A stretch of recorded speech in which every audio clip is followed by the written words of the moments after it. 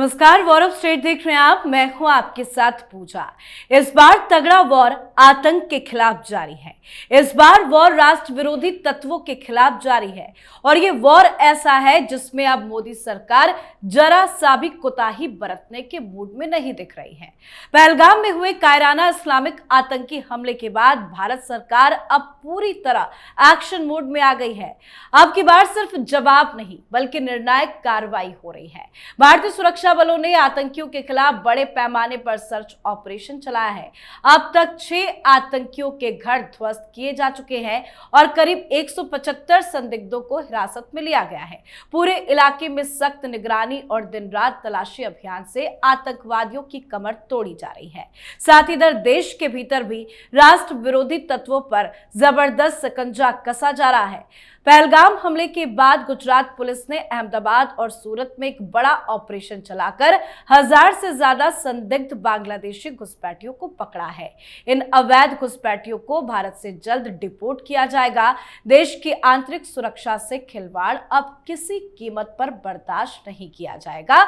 यही मोदी सरकार का स्पष्ट संदेश है। तो मोदी सरकार की इसी लड़ाई पर आज चर्चा करेंगे। चर्चा के लिए मेरे साथ स्टूडियो में मौजूद है कैपिटल टीवी के editor in chief doctor Manish Kumar और एग्जीक्यूटिव एडिटर राजीव जी। सर, आप दोनों का बहुत बहुत स्वागत है। धन्यवाद। आतंकवाद के खिलाफ, राष्ट्र विरोधी तत्वों के खिलाफ मोदी सरकार की लड़ाई कैसी चल रही है? देखिए, सबसे पहली लड़ाई तो हिंदुस्तान के अंदर ही लड़ना पड़ेगा जी।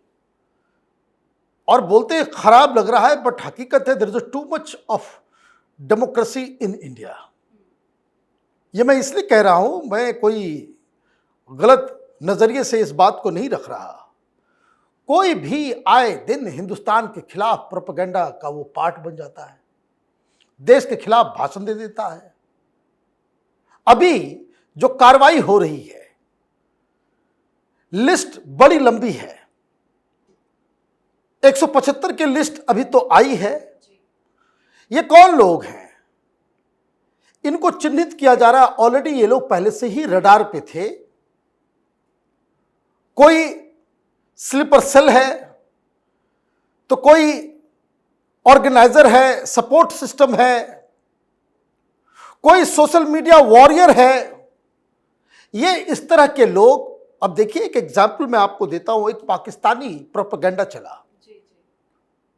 कोई बेवकूफ जिसका आर्मी से कोई लेना देना नहीं, किसी का कोई पुलवामा से, ना फिर पहलगाम से, ना उरी से, किसी चीज से लेना देना नहीं, तुतला तुतला के बोल भी रहा था। आर्मी का ड्रेस पहना हुआ है और यह कह रहा है कि वो एक्स आर्मी मैन है। तो ये ड्रेस क्यों पहना हुआ था तुमने? और उसके बाद वो कह रहा है कि यहां जो हुआ है ये सरकार ने करवाया है।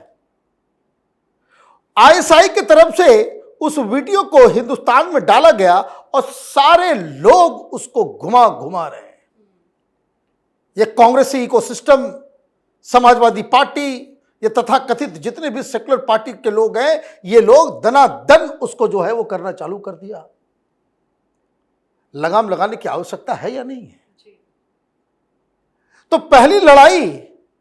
अब आप कहोगे कि भाई अगर आप इसके ऊपर कार्रवाई करोगे, वो देखिए आपका डेमोक्रेटिक राइट, फंडामेंटल राइट, ये वो। तो इसलिए मैंने कहा कि आपके पास अधिकार है, लेकिन देश विरोधी काम करने के लिए आपको अधिकार नहीं दिए जाते हैं। तो पहली चीज ये कि पहले तो आपको घर के अंदर ही सफाई करने की आवश्यकता है। देश इस मुकाम पे है कि पाकिस्तान को तो बाद में पहले गद्दारों से निपटना की आवश्यकता है, क्योंकि आज का वॉर जो है वो दूसरे लेवल पे चलता है। साइकोलॉजिकल वॉरफेयर जो है उसका एक बहुत ही इंपॉर्टेंट एस्पेक्ट है। पूरा देश एकजुट है और आप इस तरह की चीजें करते हैं। तो ये कार्रवाई जो हो रही है, तो उन लोगों को चिन्हित किया जा रहा है। देखिए कैसे असम में पकड़ा गया, नॉर्थ ईस्ट के स्टेट में मिजोरम में कोई पकड़ा गया। भाई कहां कहां छिपे हुए हैं ये लोग। आप इंडियन आर्मी के खिलाफ अगर प्रोपेगेंडा करते हुए पकड़े गए अभी, तो इसका मतलब है कि आप पाकिस्तान के साथ हैं, आप you are working as a sleeper cell. तो कार्रवाई जो है, ये लड़ाई जो वहां हो रहा है, आप देखिए क्या। अभी तो मैंने परसों ही कहा था कि घर में ब्लास्ट की खबरें आएंगी। ये आईडी जो है वो आतंकवादियों से ही जब्त की हुई आईडी है, जो वो हिंदुस्तान को उड़ाने के लिए लाए थे, बॉम्ब ब्लास्ट करने के लिए लाए थे, वही इस्तेमाल हो रहा है इनके घरों को उड़ाने के लिए। तो एक मैसेज जा रहा है। और कश्मीर में भी लोगों को आप देखिए कि बहुत सारे लोग सड़कों पे आ रहे हैं, सरकार के इस ऑपरेशन का समर्थन करते हुए आ रहे हैं। जम्मू के अंदर आप देखिए कि कितने सारे लोग जो है कह रहे हैं कि भाई इन लोगों को पहले खत्म करना जरूरी है, एलिमिनेट करना जरूरी है। तो मुझे लग रहा है कि एक तो पाकिस्तान के फ्रंट पे, डिप्लोमेसी के फ्रंट पे, इवन आर्थिक सैंक्शंस वगैरह कैसे लगाया जाए उसके लिए लॉबिंग ऑलरेडी स्टार्ट हो गई कि एफएटीएफ की अगली मीटिंग में इसको ब्लैकलिस्ट किया जाए। तो ये तमाम कार्रवाई प्रधानमंत्री मोदी लड़ाई जो है वो मल्टी फ्रंट पे जो है हिंदुस्तान का जारी है। बिल्कुल, कितनी शर्म की बात है कि हमारे देश में रहते हैं, देश का खाते हैं और देश के खिलाफ ही प्रोपेगेंडा करते हैं, जहर उगलते हैं। सर ने जिस तरह से बोला कि अंदर ही सफाई करने की जरूरत है, इस सफाई को लेकर मोदी सरकार की तैयारी क्या है? देखिए, मोदी सरकार की तैयारी तो सामने दिख रही है। सारे स्टेट के चीफ मिनिस्टर को आदेश दिया गया, पहले पाकिस्तान वाले जो यहाँ हैं, और दूसरे स्तर पर जो पाकिस्तान सपोर्टर यहाँ हैं, और तीसरे लेवल पर जो पाकिस्तान सिंपैथाइजर हैं। ये सब अलग अलग लोग हैं, जो इंटेलेक्चुअल लोग यहाँ बैठे हुए हैं, जो कि धीरे धीरे जहर घोलते हैं और उसे घुट्टी पिलाते हैं। फिर ऐसा माइंड वॉश होता है कि समझ नहीं आएगा कि हम पाकिस्तान का सपोर्ट कर रहे हैं या फिर मानवाधिकार की रक्षा कर रहे हैं। ये कई फ्रंट पर खेलते हैं। इसलिए कश्मीर में जो सरकार का ऑपरेशन है ये सारे लेवल पर चल रहा था पहले भी, और उसको ज़्यादा बढ़ा दिया गया है। ये जो लिस्ट बनी है और जो ट्रांसफ़र पोस्टिंग पिछले दिनों हुई थी, जिसमें उमर अब्दुल्ला परेशान हो गए थे कि 48 अधिकारियों का ट्रांसफ़र बिना हमसे पूछे हुए कैसे कर दिया गया, क्योंकि वहाँ नेटवर्क जो चल रहा था पहले से, जब मुफ्ती की सरकार थी, अब्दुल्ला की सरकार थी, तो वो पुलिस वाले को जोड़ा जाता था किससे? वहां के लोकल लीडर से। लोकल लीडर बोलेगा तो फिर पुलिस वाला किसी के खिलाफ एक्टिव होगा। अगर लोकल लीडर बोलेगा तो पुलिस वाला उसके घर पर जा भी नहीं सकता छापेमारी करने के लिए। और इसके कारण 60 गार्ड पुलिस वाले से चल रही थी। पैरामिलिट्री फोर्सेस क्या थे या आर्मी वाले क्या थे? पुलिस वाले के नेटवर्क के ऊपर भरोसा करना पड़ता था। वही दिखाता था कि लोकल लेवल पर क्या चल रहा है, कौन किसके साथ है, कौन किसके साथ नहीं है। और ऑपरेशंस जो होते थे उसमें कई कामयाब नहीं हो पाते थे क्योंकि लोकल नेटवर्क साथ में नहीं होता था। और इसी को चेंज करने की कोशिश एलजी ने की थी, और उसी बीच ये कुछ हंगामे हो गए और सरकार बन गई उमर अब्दुल्ला की। उसके बाद फिर से पावर टसल चलने लगा। लेकिन सरकार को एक मौका मिला है। ये ऐसी स्थिति पैदा कर दी इन लोगों ने कि कहा जा सकता है कि जब अति होता है तो उसका अंत भी होता है। इन लोगों ने एक ऐसा अटैक किया जिसके बाद मोदी की सरकार को एक मौका मिला है जिसमें इन सारे देश के गद्दारों का सफाया किया जा सकता है। तो जम्मू कश्मीर में 3-4 स्तर पर ऑपरेशन चल रहे हैं, जिसमें से उन लोगों को जो पहले से ही आतंकवादी है उसे हिरासत में लिया जा रहा है। उन लोगों को जो इससे जुड़ा हुआ है किसी न किसी तरीके से, अगर सिंपैथी की बात करेंगे तो 80% जम्मू कश्मीर के लोग जो हैं वो सिंपैथी रखता है। घाटी के क्षेत्र में तो जरूर सिंपैथी रखता है। अगर किसी टेररिस्ट की बहन कह रही है कि मेरा भाई मुजाहिदीन है, मेरा एक भाई जेल के अंदर है और हम 2 बहनें हैं और हमारा पूरा परिवार जो है उसके प्रति सहानुभूति रखता है, इन लोगों ने हमारे घर पर परिवार के लोगों को भगा दिया और घर को ब्लास्ट कर दिया, जब उसकी जुबान से ये निकल रही है तब, जबकि घोषित तौर पर वो आतंकवादी है, सरकार ने बता दिया है कि आतंकवादी है, ये इस हमले में शामिल है, फिर भी वो उसको मुजाहिदीन कह रही है। यानी उन लोगों के दिमाग में भर दिया गया है कि ये आतंकवादी नहीं है, ये जंग लड़ रहे हैं तुम्हारी आज़ादी के लिए। तो ऐसे सिंपैथाइजर तो उनके माइंड वॉश से बनाया जाता है, लेकिन जो बनाने वाला है उसको तो तोड़ना पड़ेगा। और इसीलिए कार्रवाई जम्मू कश्मीर में है, कार्रवाई इन लोगों के खिलाफ भी है जो कि अंदर में ये नक्सलवादी आंदोलन के नाम पर ये हथियार उठाकर बैठा है और सीधे आईएसआई से कनेक्शन है इसका। इसलिए सुकमा में ऑपरेशन जारी है। अमित शाह ने कहा था 3-4 जिलों में सीमित है अब नक्सलवाद, उसको जड़ से खत्म करेंगे और ऑपरेशन जारी है। तो आज वो भी कह रहा है कि मिलिट्री ऑपरेशन बंद करवाइए, हम नेगोशिएशन करने के लिए तैयार है। तो कई लेवल पर तैयारी सरकार की है, उसमें लगता है कि 1 साल के अंदर बहुत कुछ सफाया हो जाए। बिल्कुल, और उसका असर और इम्पैक्ट और रिजल्ट भी देखने को मिला है, क्योंकि आज जो खबर सामने आई गुजरात से कि अहमदाबाद और सूरत से 1000 से ज्यादा बांग्लादेशी घुसपैठियों को पकड़ा गया है, उनसे पूछताछ की जा रही है और उन्हें बाहर किया जाएगा। ये संख्या और बढ़ेगी, ये ऑपरेशन अलग अलग स्टेट्स में भी चलेगा। बिल्कुल चलना है और चल रहा है।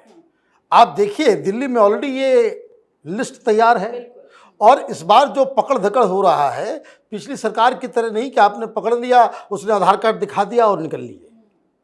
यहाँ बचने की कोई संभावना नहीं है। लेकिन मैं बांग्लादेशियों पे आऊँगा। एक बात मैं एक टेलीविजन चैनल पे मैं देख रहा था कुछ प्रोग्राम, वो बहुत सारे मुस्लिम समाज के लोग उनसे टेलीविजन वाले जा रहे हैं कि भाई उन्होंने जो किया वो गलत किया या सही किया, कि हिंदुओं का नाम पूछ पूछ करके गोली जो मारी है वो काम गलत किया या सही किया। उसमें भी लोग ये कह रहे हैं कि हमको नहीं मालूम। इसका मतलब तो आप सपोर्ट कर रहे हो। ये जो राजीव ने उस बहन की बात बताई कि वो आकर के बोले मुजाहिदीन है, तो मुजाहिदीन का मतलब क्या हो गया कि ही द वॉरियर ऑफ इस्लाम। वो इस्लाम के लिए लड़ रहा है, वो बढ़िया काम कर रहा है। तो ये अगर माइंडसेट रहेगा तब तो बड़ा मुश्किल हो जाएगा, फिर तो बड़ा मुश्किल हो जाएगा।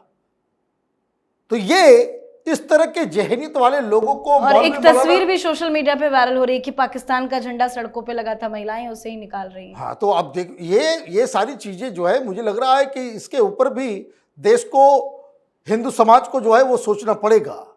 ये बांग्लादेशी कौन है? बांग्लादेशी अगर हिंदू आ रहा है तो वो बेचारा दर दर की ठोकरें खा रहा है, उसको नागरिकता नहीं मिलती। मुसलमान आते हैं तो ढाका में दुकान खुला हुआ है, वहाँ एजेंसीज बैठी हुई हैं, वहाँ पे आप कांटेक्ट कीजिए। जो ढाका में एजेंसी चला रहे हैं वो कलकत्ता में भी उनका नेटवर्क है, उनका जो है मुर्शिदाबाद में भी नेटवर्क है, मालदा में भी नेटवर्क है। आप वहाँ से उनको लेकर के आते हैं और यहाँ से फिर दिल्ली, बेंगलोर, नोएडा, हर जगह एजेंसी बनी हुई है। वहाँ से लोगों को, it is a clear cut case of human trafficking. Illegal तरीके से आप हिंदुस्तान में रह रहे हो, धर्मशाला बना दिया तुम लोगों ने। और बांग्लादेशियों के खिलाफ कार्रवाई होगी तो केजरीवाल कूदना शुरू कर देगा, बंगाल में कार्रवाई होगी ममता शुरू हो जाएगी। तो ये इंडिया हैड इट इनफ। अब समय आ गया है एक्शन। जिस तरीके से आज जो तस्वीर आई कि सड़क पे परेड कराया गया, वो घसीट करके उन लोगों को लाया गया। अब मध्य प्रदेश, उत्तर प्रदेश में भी इसकी कार्रवाई शुरू हो गई है। पहले और इस बार में फर्क इतना है कि लोगों को डिजिटल फुटप्रिंट्स के जरिए उनको पकड़ा जा रहा है। पैसा ट्रांसफर हो रहा है, वो सरकार के रडार पे होता है। बांग्लादेश पैसा गया, कहां से गया, किस अकाउंट से गया, किसका है, ये सारी चीजें जो है वो अब वो पकड़े जा रहे हैं। तो बांग्लादेश के साथ सोशल मीडिया के जरिए, मनी ट्रांसफर के जरिए, बैंक के जरिए, फोन पे वार्तालाप के जरिए जिस किसी का भी रिश्ता पकड़ाएगा तो वो तो जाएगा ही जाएगा। जिन लोगों के जरिए वो Aadhaar card, election card, ration card बना रहे हैं, सरकार की ये तैयारी है कि उस नेटवर्क को भी पकड़ा जाए। बंगाल में 2-4 लोग इस तरह के पकड़े गए हैं जो नेटवर्क को चला रहे थे, लेकिन यही काम देश भर में होगा। बिल्कुल, नेटवर्क को तो पकड़ा जा रहा है, लेकिन सर कई बार ये देखा जाता है कि बांग्लादेशी घुसपैठियों को हिरासत में लिया जाता है, उनसे आई कार्ड और आधार कार्ड जो भी चेक करते हैं कई बार फर्जी निकलते हैं। एक फर्जी वाड़ा भी इसमें बताया जाता है। इसके खिलाफ सरकार कैसे लड़ाई लड़ेगी? क्योंकि कहीं ना कहीं, चाहे वो पश्चिम बंगाल में हो, कहीं ना कहीं सरकार का संरक्षण तो ऐसे लोगों को होता है। देखिए, उसके लिए तो सरकार व्यवस्था कर रही है, क्योंकि जो अभी जांच की प्रक्रिया है उस जांच में केवल उसके आधार कार्ड को नहीं बल्कि उसके आधार कार्ड बनाने की जगह का भी इन्वेस्टिगेशन हो रहा है। अगर आधार कार्ड आपने असम का दिखा दिया, दिल्ली में समस्या आई थी कि कई जगह पर संगम विहार में गए, वहां कई बांग्ला बोलने वालों से बातचीत की जा रही थी, उससे पूछताछ की जा रही थी। कुछ लोग त्रिपुरा से मिले, कुछ लोग असम से मिले, कुछ पश्चिम बंगाल से मिले। अब इन लोगों ने देखा 4 बार 5 बार जा रहे हैं, हर बार ये लोग वही आधार कार्ड दिखा रहे हैं। फिर पुलिस का इन्वेस्टिगेशन चला पश्चिम बंगाल में, त्रिपुरा में, असम में, कि उन जगहों की पहचान करो जहां से इसने आधार कार्ड बनाया और वहां के लोकल पुलिस से नेटवर्क से उसकी जांच करवाओ कि ये कितनी पीढ़ी से रह रहा है, कब से इसका आधार कार्ड बना है। क्योंकि वहां पर अगर आसपास में उसकी जानकारी मिलती है तो पुलिस के थाने में, ब्लॉक में कहीं ना कहीं उसका रिकॉर्ड होगा। अगर उसने 10 साल 20 साल 25 साल पहले जब भी कोई जमीन का एक छोटा टुकड़ा खरीदा और उससे पहले उसके पास कोई जमीन ही नहीं है वहां, तो इसका मतलब ही वो सस्पिशियस है। तो बांग्लादेशियों के खिलाफ तो एक्शन लिया जा रहा है, लेकिन ये पाकिस्तानियों के खिलाफ, पाकिस्तानी का मतलब सिर्फ और सिर्फ ये नहीं है कि जो पाकिस्तान का नागरिक है। पाकिस्तानी का मतलब हिंदुस्तान में अब एक दूसरे स्तर पर भी देखा जा रहा है, जो उसका सपोर्टर ही नहीं है, भारत में उसके लिए बैटिंग कर रहा है। और कश्मीर की समस्या इतने दिनों तक ऐसे ही उलझी रही क्योंकि कश्मीर में ज्यादातर पाकिस्तान के सपोर्टर हैं और वहां पर इजराइल या चीन का मॉडल अपनाया जा रहा है। जो इस बीच बार बार उमर अब्दुल्ला दिल्ली आकर रिक्वेस्ट कर रहे थे, पूर्ण राज चाहिए, पूर्ण राज दे दो।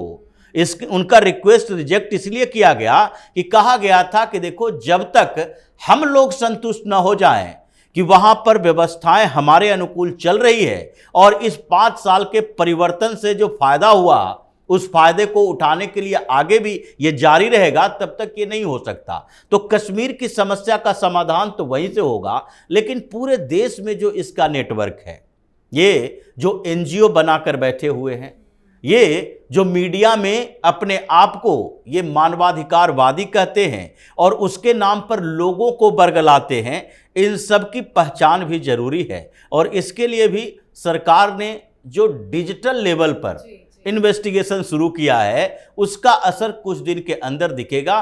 3 लाख से ज़्यादा वेब पोर्टल, कुछ और जो फर्जीवाड़े अकाउंट थे, इन अकाउंट्स को जब्त किया गया था, जिसकी जानकारी कुछ दिन पहले गृह मंत्रालय से हुई थी। वो आज के बाद धीरे धीरे और बढ़ेगा। बिल्कुल सर, बहुत बहुत धन्यवाद सर आप दोनों का। धन्यवाद। तो अब की बार बात सिर्फ हमले की निंदा करने की नहीं है, अब की बार लड़ाई सिर्फ जवाबी फायरिंग की नहीं है, अब की बार लड़ाई आतंकवाद की जड़ से सफाई की है। पहलगाम आतंकी हमले के बाद जो ज्वाला देश भर में फूटी, उसने ये तय कर दिया कि अब भारत अपनी धरती पर किसी भी घुसपैठियों को बर्दाश्त नहीं करेगा।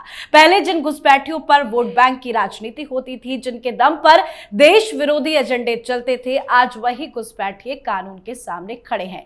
जो वैध दस्तावेज नहीं दिखा सकेगा, उसे भारत की धरती से बाहर किया जाएगा। अब देश के भीतर छुपे राष्ट्र विरोधी नेटवर्क का जड़ से सफाया होगा, ये मोदी की गारंटी है। तो आप अपनी राय कमेंट कर लिखें। देखते रहिए कैपिटल टीवी। नमस्कार।